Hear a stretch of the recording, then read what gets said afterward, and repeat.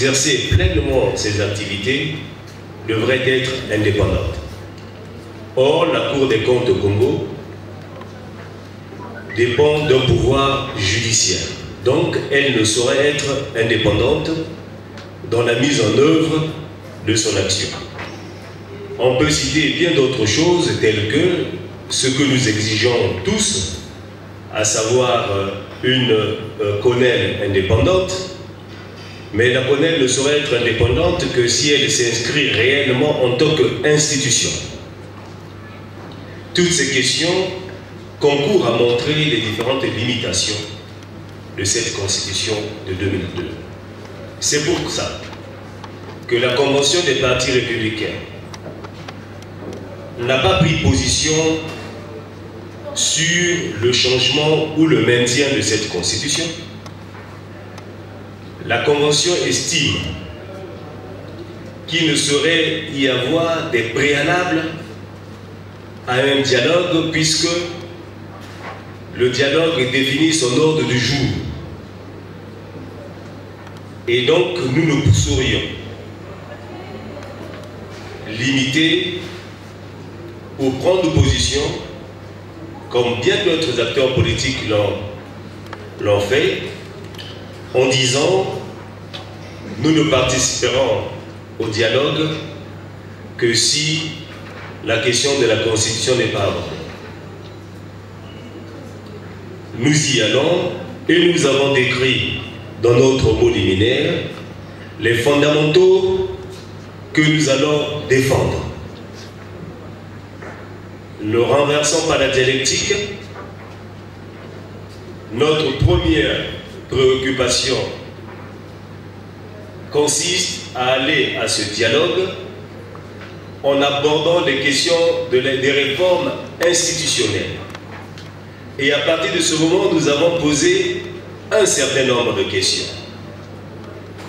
Nous avons dit, lors de cette concertation ou dialogue, traitant de la question des réformes institutionnelles, nous devons répondre à la question pourquoi toucher la Constitution de 2002?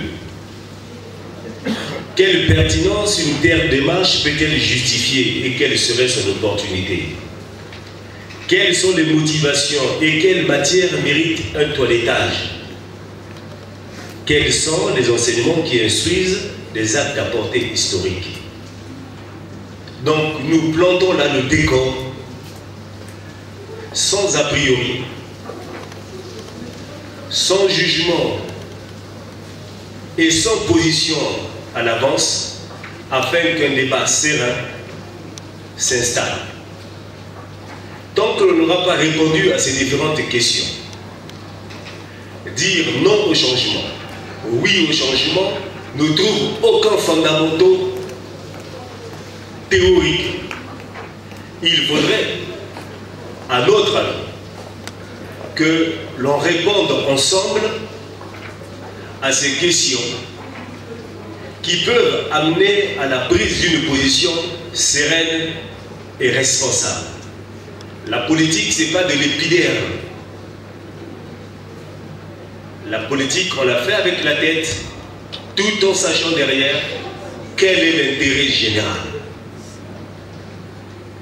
Voilà ce que nous avons à dire sur la Constitution, tout en reconnaissant, et vous avez raison de le dire, que cette Constitution de 2002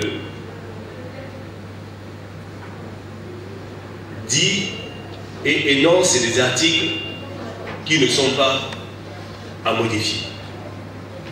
Mais je pense que le débat, tel que nous l'avons posé, amènera à une position de consensus. Je voudrais aussi vous dire qu'il faudrait que nous saisissions l'occasion de faire ce débat dans le cadre du dialogue.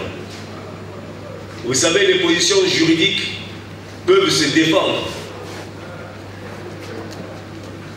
Quelqu'un qui en a le pouvoir peut procéder à la théorie de la double révision du professeur Vedel.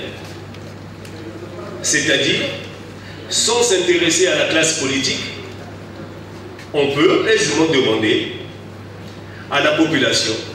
Est-ce que oui ou non, vous êtes prêts à modifier les articles réputés être inviolables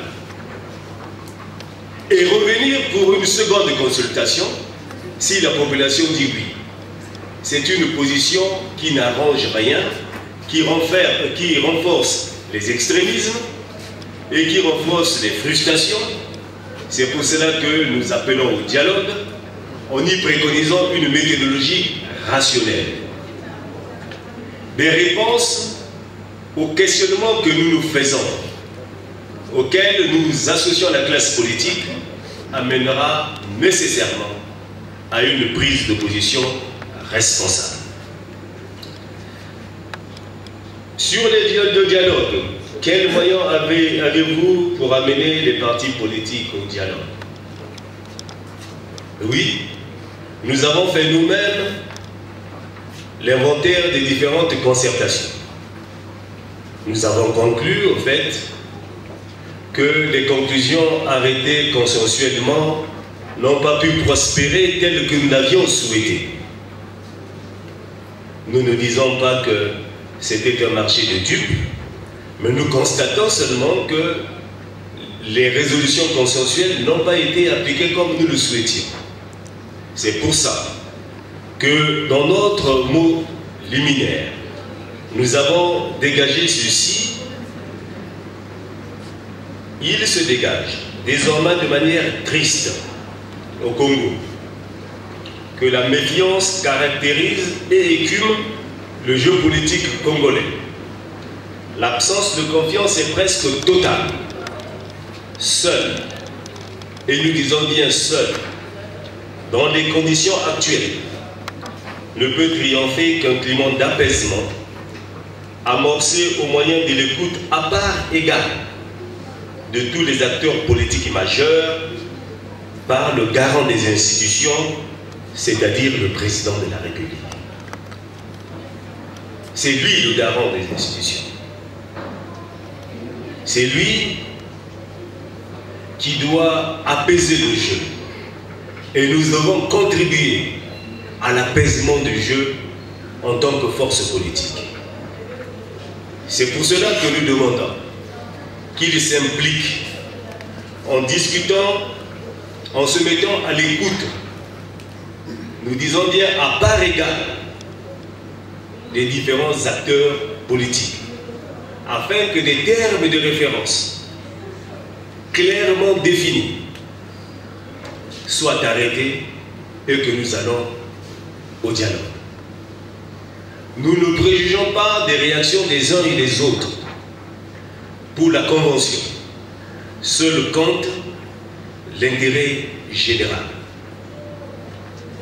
la préservation de la paix et la tranquillité dans ce pays. Sur la question des milices, nous attirons l'attention et nous sommes persuadés que les amis de la presse qui nous posent la question le savent aussi. Cette recrudescence des contacts des uns et des autres avec les milices, en réhabilitant ce qui pouvait être ex-Kokoy, ex-Ninja, ex-Nsilulu, ex-Cobra, ex-Requin, etc. Tout le monde le sait. Nous avons des éléments matériels pour montrer que cette réactivation se fait et est dangereuse pour la paix. Ceux qui manipulent n'ont peut-être jamais perdu des camarades. Mais lorsque vous avez perdu un camarade, parce que même une balle perdue est venue lui faucher la vie, et que vous avez été à côté, vous éviterez toute violence. Vous éviterez la réactivation des milices. Il n'y a que ceux qui ne savent pas ce que peuvent faire les armes qui les utilisent. C'est pour ça que les vrais militaires refusent l'instrumentalisation de la guerre, parce qu'ils savent ce que c'est. Je voudrais donner la parole au secrétaire général du CNR pour qu'il me complète sur cette question. Je voudrais rappeler à l'attention de la presse que la Convention des partis républicains a en son sein le Conseil national des républicains du révérend pasteur Toumé Binsama. J'en suis effectivement le secrétaire général. Je ne voudrais pas ici revenir sur l'histoire du révérend pasteur Toumi. Mais ce dernier occupe également des fonctions étatiques. Il est le délégué général chargé de la promotion des valeurs de paix et de la réparation des séquelles de guerre. C'est le père d'une catégorie de Congolais qu'on appelait ninja, qu'on appelle aujourd'hui ex-combattants. Donc, il est toujours en relation avec cette catégorie de citoyens. Naturellement, nous sommes ses collaborateurs. Nous proclamons ici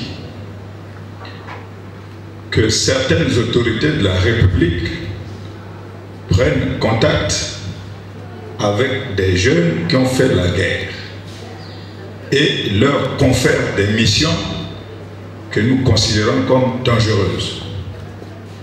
Ce n'est pas une vue de l'esprit, nous en avons les preuves. Sinon, comment expliquer qu'on puisse fédérer des gens sur les fondements d'une histoire récente, celle de la guerre?